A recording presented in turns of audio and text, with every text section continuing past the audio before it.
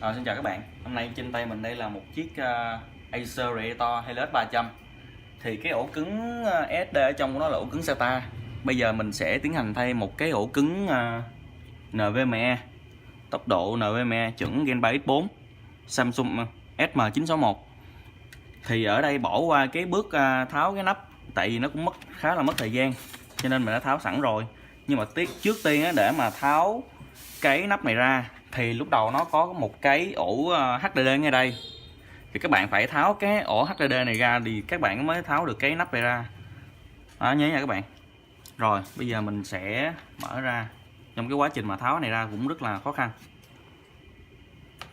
Thì vị trí bên trong của cái HLX 300 này là cái ổ cứng M2 nó sẽ nằm vị trí này.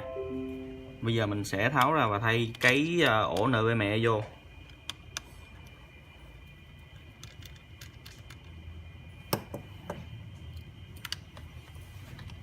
Đây, ổ NVMe của chúng ta.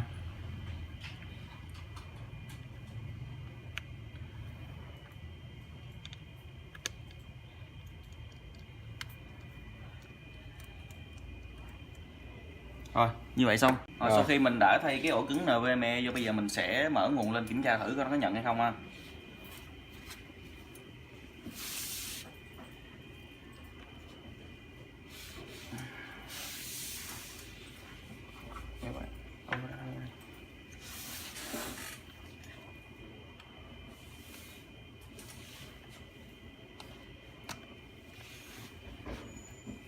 Ủa, bình thường nó có pin mà.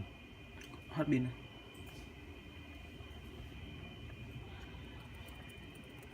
Rồi quay vô đây. Đây. Ổ model name là Samsung 256 nè. Đó là cái ổ này nè. Đó. Chúc các bạn thành công.